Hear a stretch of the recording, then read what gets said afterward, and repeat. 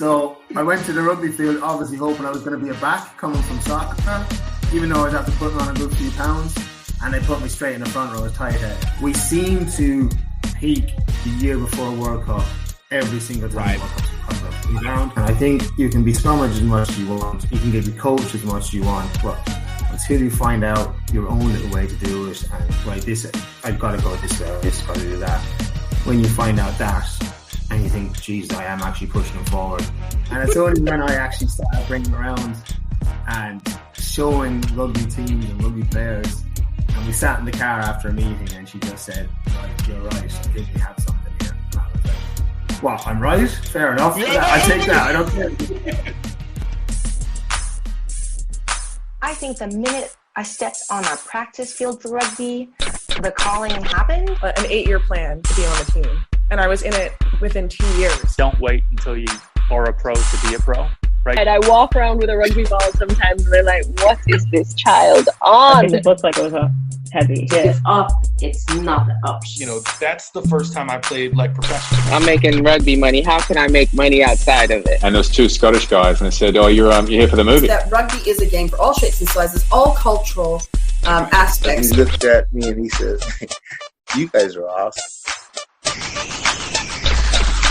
Grow rugby, grow rugby, grow rugby, grow rugby, grow rugby, grow rugby, grow rugby, grow rugby.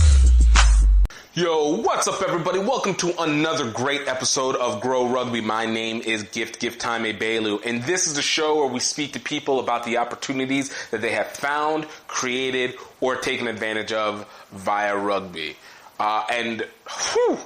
What a week it's been. This past week, we had Rugby Town. Upcoming soon, we got the Rugby World Cup Sevens in about 2 weeks. We have women's, the Rugby World Cup Women's Edition in about 2 months. We're kind of in this cuspus where we have like the change of the season, where 7th season is coming to its conclusion, and we're about to now push into 15s as it begins. And we got a lot happening that's going on and trying to keep up. And of course, as always, we're always trying to make sure that we are creating an environment where we can create the ecosystem around rugby. So if anything, I invite you guys to go check out our new Facebook group, the Rugbyverse.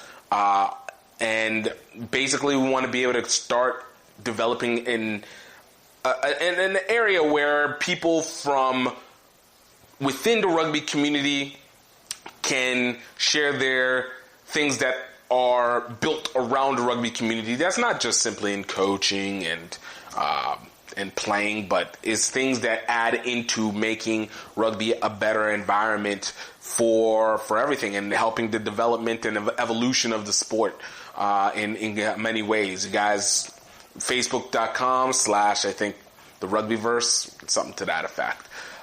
Its group. And of course, we're always doing GiftTime productions. Of course, we are slowly beginning to start marketing for more and more teams, and we want to be able to make sure that you have that ability to be able to show yourself off. So please check out our highlight videos. Come get a chance to be able to get a custom-made highlight video from you. Top quality, top of the line, making sure that the artistry and the work is getting put together into something that represents you perfectly. Definitely go to gifttimeproductions.com/highlights and go sign up for your own custom highlight video made personally. All right, make sure that it is creme de la creme, to say the least. And of course, please check out Rugby Outlet Mall. We got some new gear that's coming in, and I'm not gonna lie, I love it. It is dope gear. All right, guys, check it out. Our Icon Rugby gear is one that I'm very proud about. Taking regular corporate icons, changing it for the rugby life. My favorite one is the PayPal one, and definitely recommend checking those out. We got the Amazon one with Rugby's on, our Google and FedEx ones as well. But definitely go ahead and check those all out. RugbyOutletMall.com. Well worth it. And y'all, we have an amazing guest for you guys today. let me just say, Danny Lambe of GoLo Rugby, coming straight out of Ireland, put together this amazing product to be able to help with tackling and targeted tackling that I've gotten so many messages on people wanting to be able to understand how to do it, and especially do it without the fear. And that really helps to be able to create the repetition. He created this product with it. He's got a great story behind. We had a great conversation about his growth from playing rugby in Ireland to becoming a coach, to developing the product, and how it's effective for his family and how it's developed people within Ireland itself. So well worth it. Come check out this whole conversation. You're going to love it. And so without further ado, Danny Lambe, GoLo Rugby. Check it out. Grow rugby, grow rugby, grow rugby, grow rugby, grow rugby, grow rugby, grow rugby. What's up, everybody? Welcome to another great episode of Grow Rugby. I got a special VIP guest for us today, coming straight out of Ireland. He's coming in with his product, GoLo Rugby. Y'all, this is something that you guys are going to want to pay attention to. But it's not about the product. It's about the person behind the product that brings the passion, which makes it perfectly rugby. I like that piece style. Danny Lambe. Danny, man, thank you so much for coming through. Thanks for having me. Man. Danny, man, obviously, when we first connected, it's connected through LinkedIn, and you introduced me to this, and we talked about this was earlier this year, late last year. So you caught me like right at that point where I was like trying to. Actually, this was like last year. Oh my goodness. Yeah, I think actually November, December time. Yes, exactly. So it was. When I say that, it was interesting enough for me to be like, okay, let me slow down on some wedding stuff, and probably needed to also simultaneously like take a break. It was a good conversation. I loved what I was able to see on the site, and just being able to, what you talked about, like the tackle pads are dope. So to be able to have a chance to finally be able to do this conversation here, it's legitimately an honor. So again, thank you so much for taking the time. No, thanks very much for having me. Thanks very much. As you said, I spoke to you there November, December time. You gave me a lot of information. You pointed me in the right direction. Perfect. Everything we needed back then. Oh, man, I love it. I'm glad to be able to help. So, I always like to say when it comes to these is that every superhero has their origin story, So I'm going to ask you, Danny. Danny, how'd you get started with rugby? Well, to be honest with you, I got started actually pretty late. I was a soccer player, and then older, and I got bigger, and I realized I'm not going to be a soccer player. So I said, right, what am I going to do? I like hurting people. I like trying to get away with it. So I said, why not join rugby? I absolutely love and respect that thought process. Please let me utilize what this God-given gift has already given to me. I can kick the ball, but can I pound somebody while also kicking the ball? This I appreciate. Yes. Yeah. So I went to the rugby field, obviously hoping I was going to be a back coming from soccer, even though I was after putting on a good few pounds, and they put me straight in the front row as tight head. So that was a bit of a blessing in disguise. I was, oh, Jesus, this wasn't supposed to be like this. But look, I was put in the front row, played tight head, love it. Absolutely loved it. Oh, my goodness. Only retired there a couple of years ago. Oh, man. It was different. It was a bit of a baptism of fire. It was like, just get in there and push. They see me, I'm like, 6 foot, 18 stone. It's just get in and push, man. You'll learn on the job. I was like, fair enough. So I learned well enough on the job. I've done okay. I represented Munster. I represented Leinster as well at levels as well, which is obviously an honour to put on a Munster jersey. You don't really put on a Munster jersey and a Leinster jersey at the same time. Like, as well in your career. So it was an honor to do both. I was going to say a little bit of a conflict happening right there. Yeah. But look, as I said, I came to the sport late and I want to get as much out as possible. Let me ask you. Sort of cut my question. Quick question. Whenever you say late, what do you define as late? Because I feel like late US is different than late Ireland. Okay. Why in the US? Late, I mean, I guess late in the US, typically people start playing rugby around collegiate age. So usually 18, 19, 20. That's usually about the average. Actually, a little bit older. 19, 20, 21 is about the average for most US people to start playing rugby. If not starting, like for me, I think I started. Say that again? I was 24. I was 24. All right. So you started relatively about the same as me. Okay. So late in the same ways. Got you. I'm right there with you. Boom. Yeah. Perfect. Yeah. Perfect. Yeah. So yeah, I started late.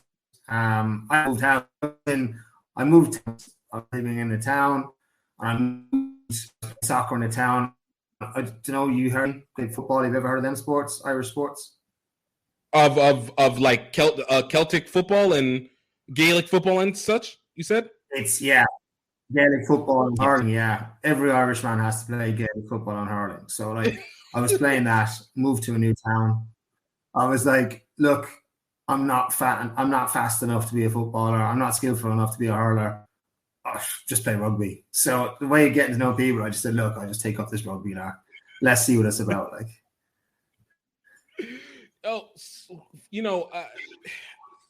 obviously Ireland has a deeper history with it. Even though you were a soccer player, did you have already some inundation that came with rugby prior to? So obviously, at 24 you played, but was it already kind of a part of your life in terms of a spectator sport in that time, and you just were playing it, or was it just like separate? Okay. No, it's massive. Like in Munster, like if you're into rugby, you're into Munster. You live and breathe. Like you go to the games. Like Munster is it's mental over here. Especially it's a passion. It's like life. Munster is life over here. Like it's everything. It's game days. Like Thomond Park. You go to Thomond Park on a European Championship game. It's amazing. Like the hairs are literally on the back of your head from the moment you get in there till you leave. Like it's not a big stadium. Like I've seen the stadiums you have in the USA. You're talking 80, 90,000 people in the USA. Crazy, massive. Like Thomond Park, maybe I think it's 25,000 people. But it sounds like there's 100. It sounds like there's 125,000 people in there. It's crazy, like, and you're on top of the pitch. You're just on top of the players. Like you can hear every hit. You can feel every time that someone gets hit. You're going, oh Jesus! I can see, I can hear it. Like it's crazy. Like it's crazy. It's brilliant. Oh, dude, obviously, I love that. The few beers in the stands helps as well. It's great. You can have your beers out. Adds a little spice to it. It's like a party atmosphere there. Like there's always live music on before it. Outside, you have the pubs outside. The whole of Limerick City just turns red for Munster on the day. It's brilliant. That's beautiful.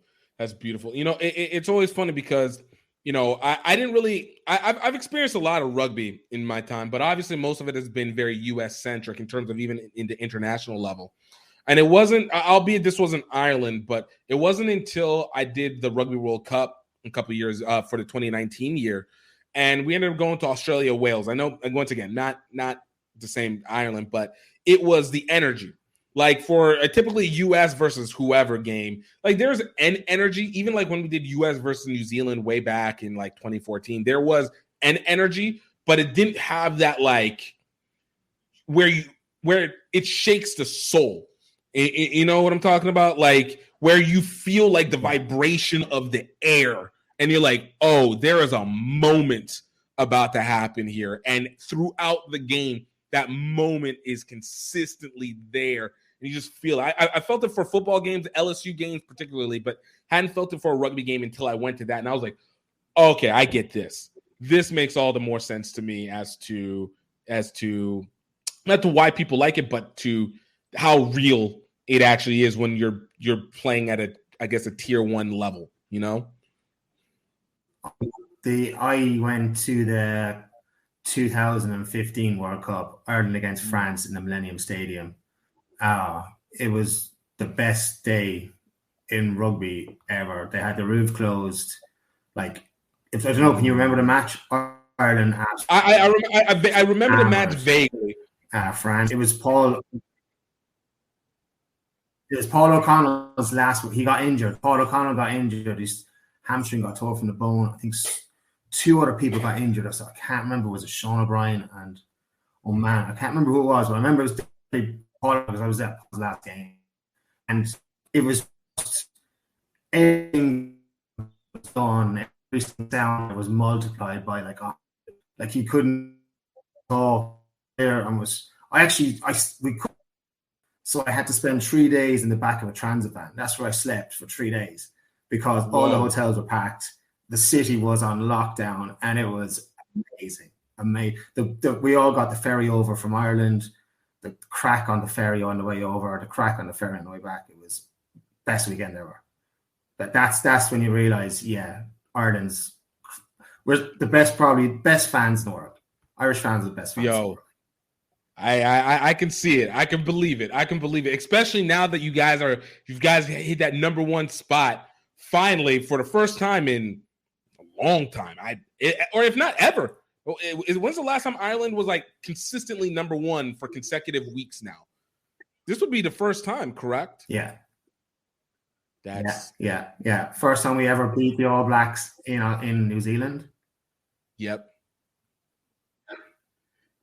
Things are going, but the only thing I'm worried about with that is we seem to peak the year before a World Cup every single time World Cups come around. We always go very well the year before.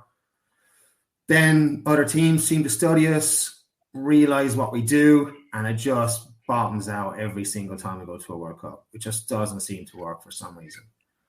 To be honest with you, I don't know what reason it is. I think either the other teams see our tactics. Like, obviously, before the last World Cup, Joe Schmidt brought in a lot of kicking. Like, kicking, great. He played percentages. But the opposition just dropped 2 more wingers back, kicked it to them. They could just attack the whole time. Like, I don't know. I think to be honest with you, the way Farrell has them playing, there's so many options. Like, I don't think teams can stop us. At the moment, anyway. Obviously, look, there's coaches way better than me out there defensive coaches who will find a way to stop it. And obviously, they'll look to attack the Irish scrum. I know everyone's saying Furlong is one of the best Tadhg Furlong is one of the best in the world at the moment. He is, but he seems to have come under pressure a lot from the last couple of games. But look, I just think the way he has him playing at the moment, if we have a good Six Nations, then I'd be pretty confident in the World Cup. At least getting to a semi anyway, hopefully. Obviously, we have South Africa and Scotland in our group, so it's a hard group to get out of. It depends which way, if we lose to either South Africa or Scotland, who we get. We could have the All Blacks in the quarters, hopefully trying to avoid them. Like, in all honesty, the way the All Blacks are at the moment, it's not good. They will get their arses in gear and they'll get themselves sorted and they'll be peaking next year. And obviously, in France.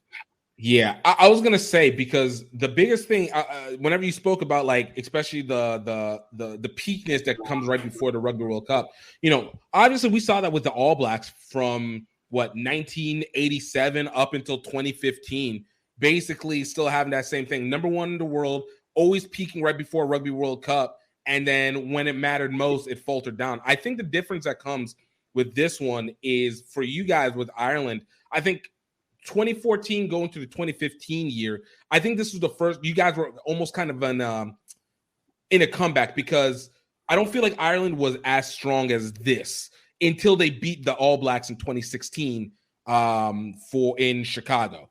I feel like that was a pinnacle moment, and that was where it was like, okay, what you guys have been doing with your academies had been slowly sustaining. I don't know what you guys changed in it, but whatever happened between 2010 to 2014, you guys like brought in a slew of like young, speedy players.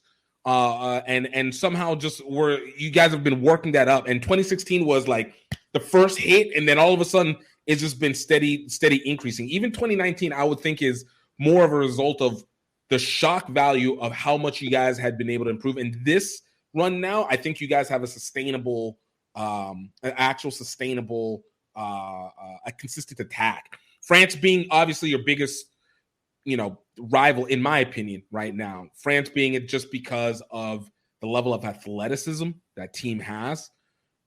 But you guys still beat them, so. Yeah, look, France have it all. They got amazing backs, and they have monsters up front. It's the question of can they hold it strong whenever it comes down the line? Like it always is when it matters most, can they maintain that? Yeah, but you also know, you've watched enough rugby. If you get at France early, especially in France, and things aren't going their way, and the French crowd get on their back, all of a sudden anything can happen. Exactly.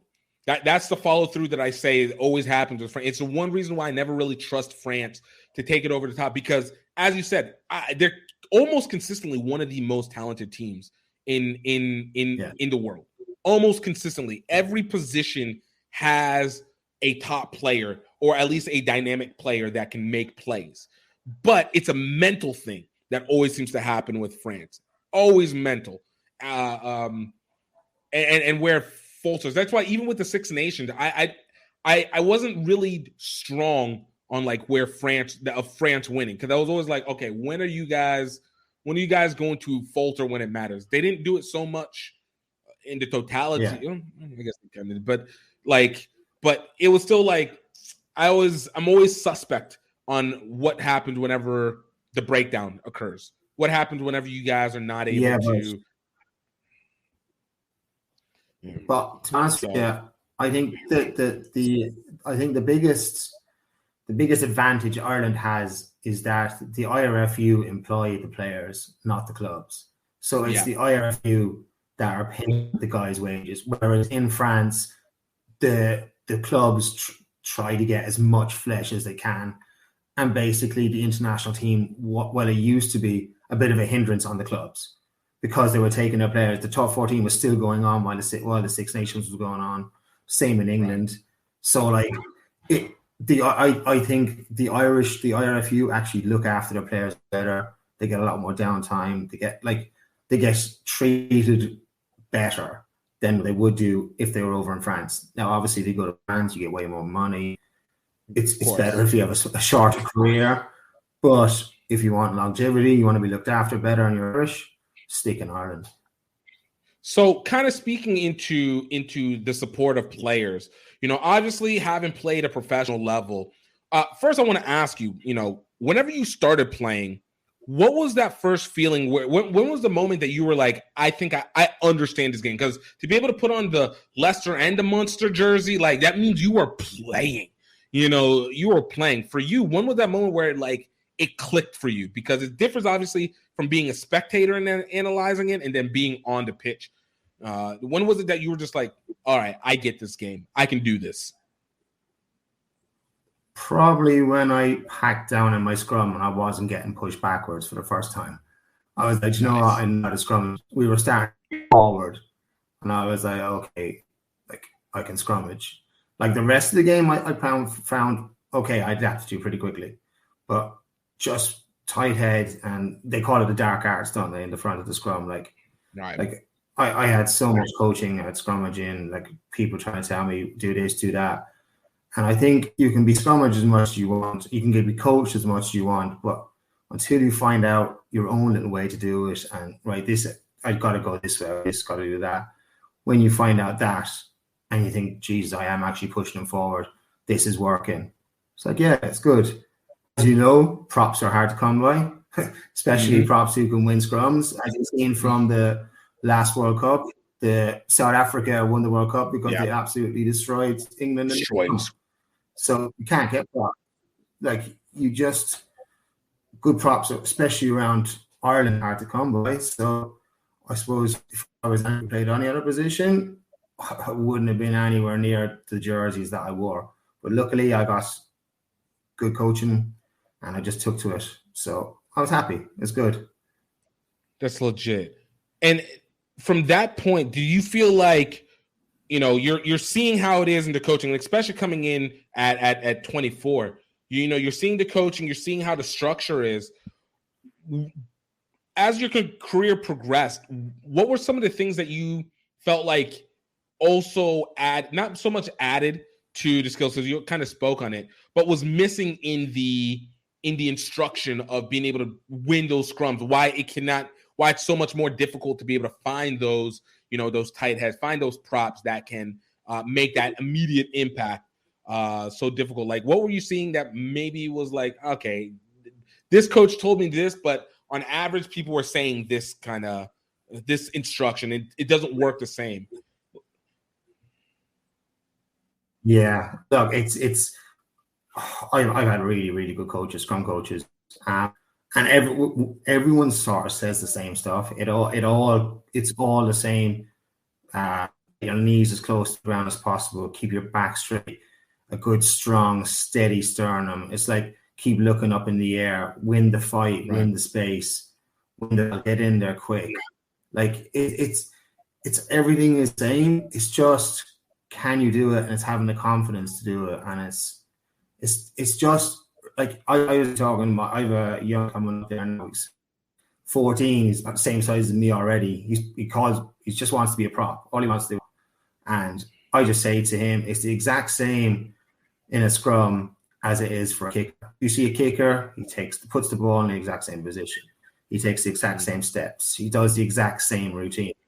And if you do that in a scrum, and you do that, get your routine right, get everything right, then it's going to, like, as you say, a good kicker, 9 times out of 10, he'll kick the ball over the back.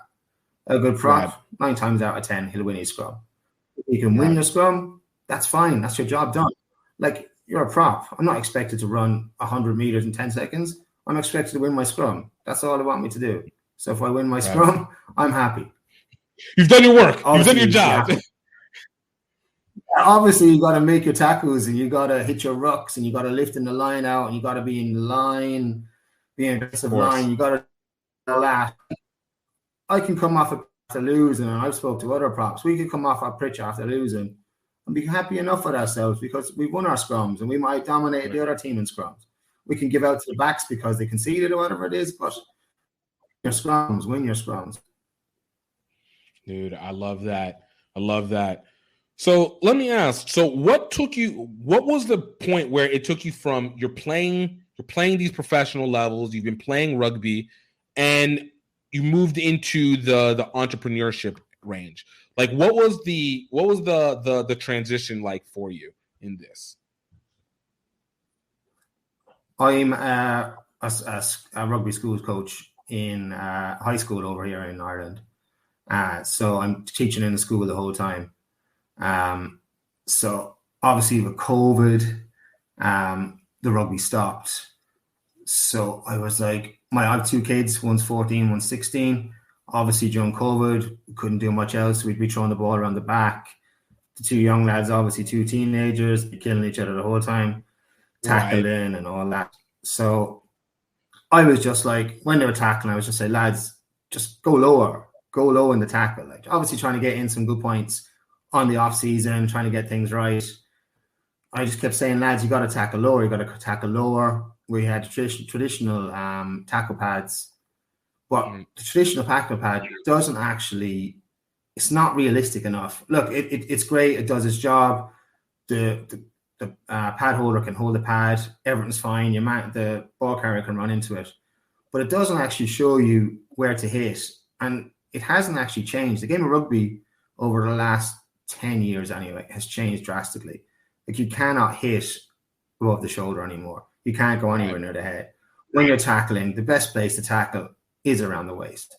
Like, it's the most, between the knee and the waist is the most expensive. It's the most, like, the vulnerable spot to be able to hit.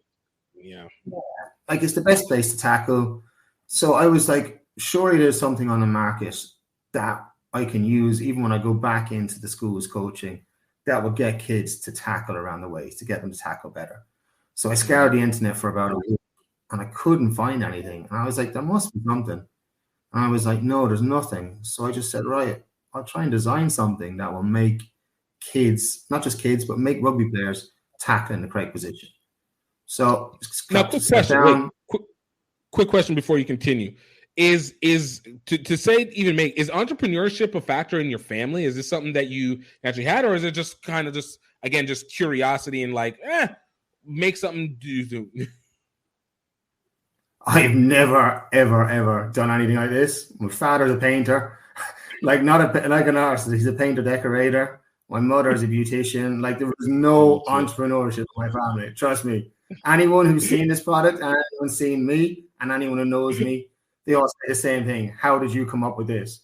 I was like, I don't know. So like, I just came up with it.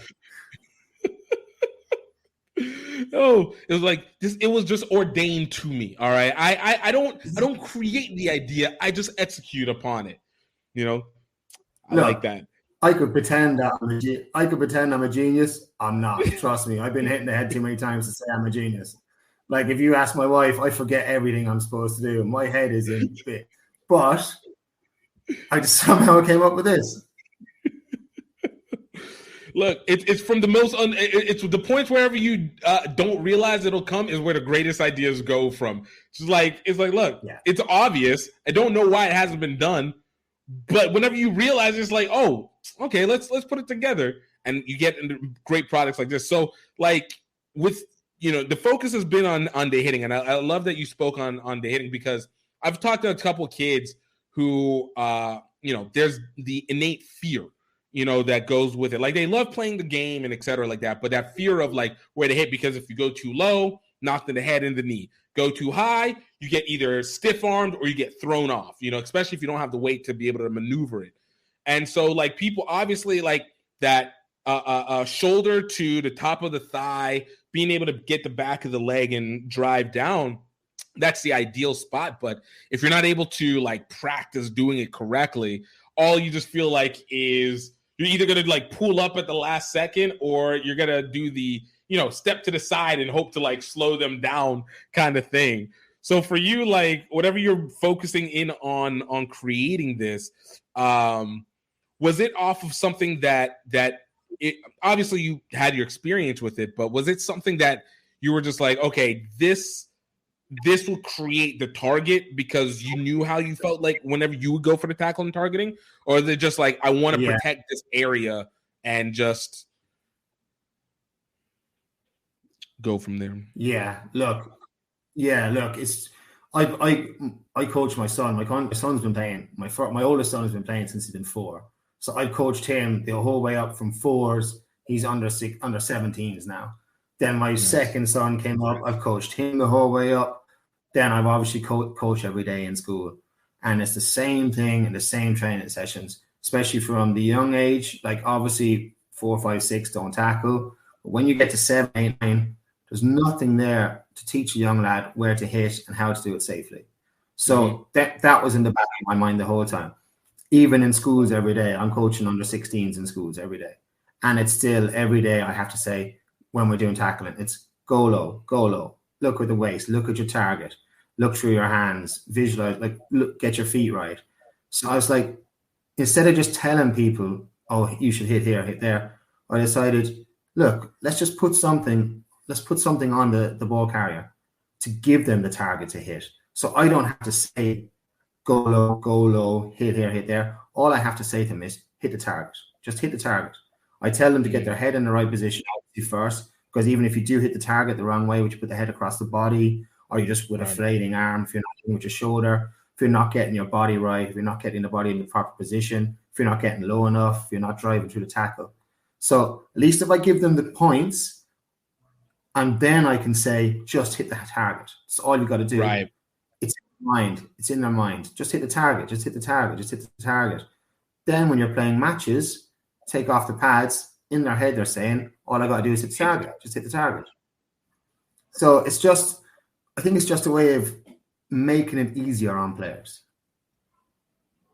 And I think that makes it, because it's the practice of, obviously the practice to get used to it, but also the practice of how to position your body to get used to how it feels to position the body, not just solely doing it, but that feeling where it's like natural. Because I know, especially in, you know, when you're with the early days of playing, you know, you feel like you're getting as low as you can, and it's not as low. It could be at the stomach, it's still at the chest, and it's a very unnatural feeling. So to be able to know what exactly it is you're targeting, and to make sure that your back isn't going down, you know, it isn't sloping down versus trying to go straight in to that position. You need to have the feel as much as you need to have the practice to actually wrap it through. Did you see like a monumental improvement with your son's tackling once you utilized it? Well, to be honest with you, son's not a bad tackler anyway. But I've sold it. I like that hype up for your son. Yeah, I'll give him that. He's not a bad tackler. Yeah, look, I'm not going to put myself down. I'll talk him well. It's okay. But no, look, he's not a bad tackler, so I'll give him that. Yeah. But the clubs, I've sold it. I've sold a lot of these already. Over here, there's a lot of clubs using them, and just say like one club would say, "I'll get 15 for the under 12s," and that's fine. All of a sudden, 2 weeks later, another coach is seeing what the under 12s are doing. I want 15 for the under 14s, and it's snowballing like that. And a lot of clubs. One club came up to me, and I met them. I'd say about 3 months after I sold them. I think I sold 60 to the club or something like that, and it was straight away, Danny. The improvement these have made to us as a youth tackling club is immense. And I said, brilliant. I use them every day. He said, Danny, we used them at the start for about a couple of months. Then everyone's mindset was right. The height of our tackle completion jumped massively.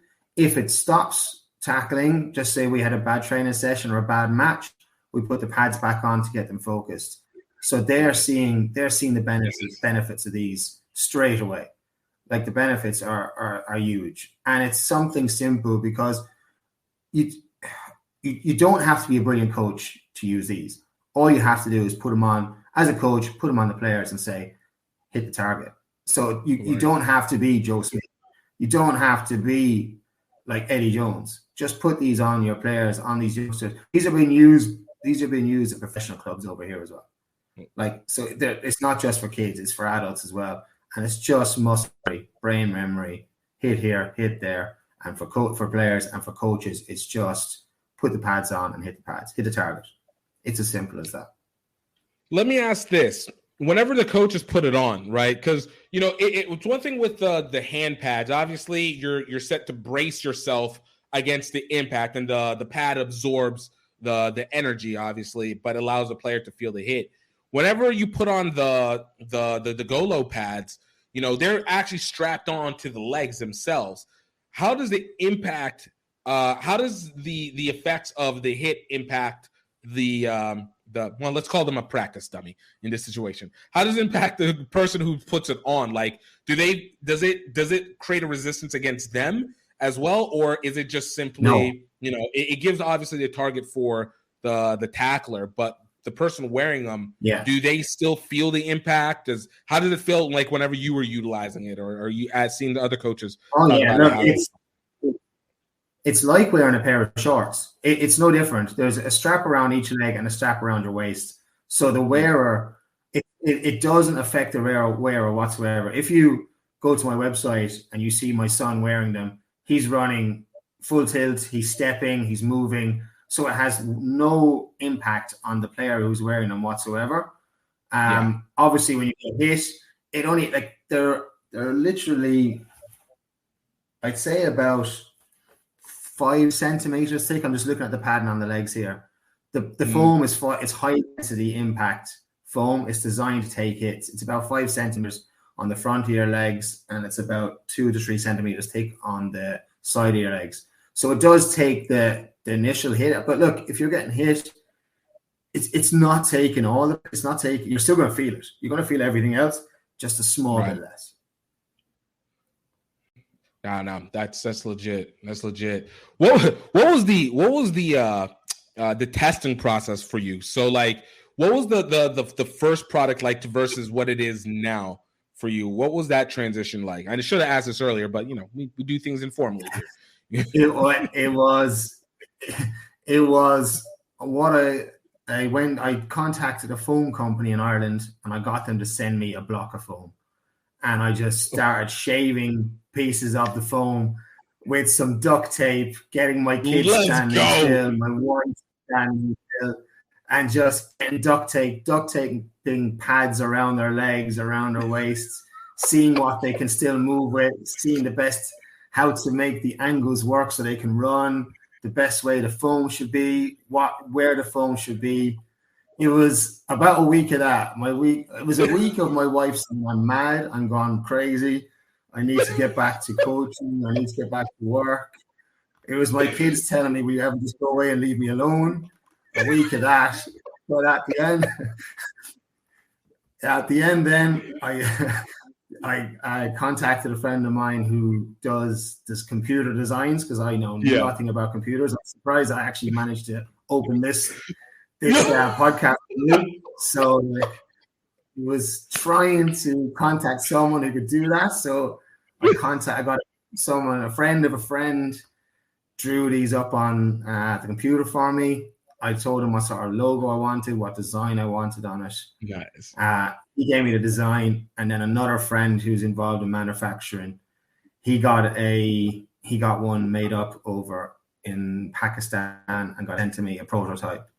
And we went through it, and it was like we adjusted the straps, we adjusted just a bit of the foam thickness, everything, just to make it more just a bit easier on the legs, so you can't feel it, but it still makes it safe to wear and to hit and as visible as possible. God, I love that. I look, you want that good, like, it reminds me of that good, like, Rocky story where it's just raw. You just get the rawest version, but you get the idea and you involve everybody into it, because this is why you have a family. All right. This is why you have a family, for these exact moments. Yeah. Look, and it was just like, I said, look, what I said to my wife, I think I have something here. I think I have. And she was getting just annoyed with me at this stage. She was like, I don't think so. Look, if this was good, it's so simple, it'll be done already. And I was like, no, it's not done. It's not done. And she was like, well, I don't think it's good. I was like, right, fair enough. And it's only when I actually started bringing around and showing rugby teams and rugby players. And we sat in the car after a meeting, and she just said, right, you're right. I think we have something here. And I was like, well, I'm right. Fair enough. I take that. I don't care. It's like, I got one. Yeah. Let this be remembered for life. Yeah, I'm with my wife 20 years, and that was the only time she ever said it. So I said, look, I'll take it. Even if this tackle pattern doesn't work, I'll take being right for once. Absolutely. And we take those wins. Oh, I love that. Yeah. I love it. So what's the final product? Like, what exactly is it all, if you don't mind, like, what's it made of, and exactly how it reacts to the body, et cetera, like that? Yeah, so it's made of Conjura, which is the same thing that they make the army pants out of. So it's waterproof. It's made to last. It's got Velcro straps on, so they're adjustable. It's got the high density foam. It's got foam on the waist. So this is it here. So It's got the targets on. It's got the where are we? See, I told you I'm no good at this camera thing. It's got the nice kick. I'm seeing it. We got you. Yeah, you can see it. It's that. I turn it around. And it's got 3 adjustable straps on the back. Nice. Yeah, look, that's good enough. Go to my website and see it better. That's why I designed it. Oh no, I love it. Look, Gabe, we're seeing it's a real thing. So it's more than just what the website. It's like, look, I see it in reality. Well, for those that are actually watching, for everyone else who's listening, go to the website, which we'll give you later on. But it's you take it for what it is. But that's dope. Like it comes in, and it seems like it's very simple. You just go ahead and utilize it almost right away. Look, it comes in 4 different sizes. It comes from minis It's minis, kids, youths, and adults. So it fits everyone. Look, you can wear it. You can, as you said, you just put it on 3 straps, one around your waist, one around each leg, and you just tell the kids just to hit the target. It's as simple as that. Nice, man. I love that. I love that. Kind of has come into a conclusion. Like, what is it that you are hoping to see as this movement that you're creating increases? What is it that you are envisioning to happen, and what is it that you want to continue to see happening with GoLo?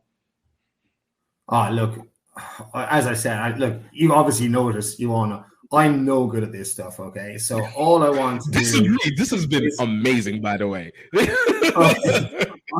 Well, I'm good at talking, but I'm no good at marketing. I'm no good at sending emails. I'm no good at, like, any stuff like that. But if you put me in a room with someone, I will talk about GoLo all day, and I'll show them the benefits of GoLo.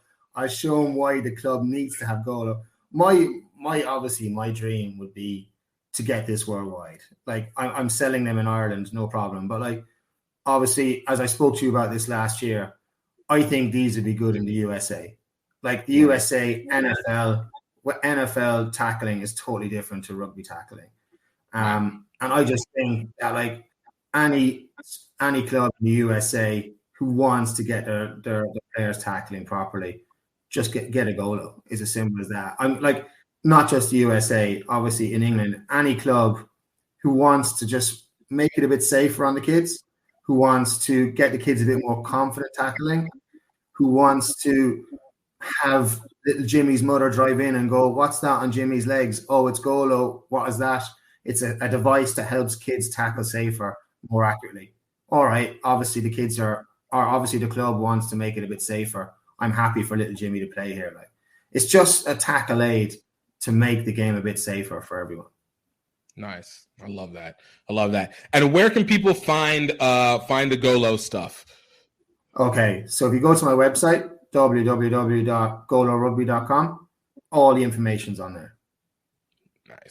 Nice. Any social media sites, anything like that? Yeah, Facebook, GoLo Rugby, Instagram, GoLo Rugby, Twitter. I'm in charge of Twitter. Don't bother going near it because I don't have a clue. Scooter, don't worry about that Twitter stuff. Don't worry about the Twitter. I'm on Twitter. I keep getting notifications, but like I can't understand the yoke. So I'm like, just go to Instagram, go to Facebook. I don't know. It's grand, like, but this Twitter thing, I can't handle it. I'm trying. You know what? I'll be honest with you. I'm probably trying to delete my Twitter account because I just can't handle it. I'm getting notifications the whole time. Oh, I love it. Man, Danny, dude, I love this. I would like you to not keep underestimating your marketing. Look, the first thing is marketing. Can you communicate? You communicate. Now we just got to work on your distribution. We're just working on how to get it out even more and more. But your marketing is on par. Clearly, it's working, and obviously, you have a great product and an awesome story along with it, man. And like I said, I'm really happy to finally have been able to do this and get a chance to be able to talk. That's not over the phone. Yeah.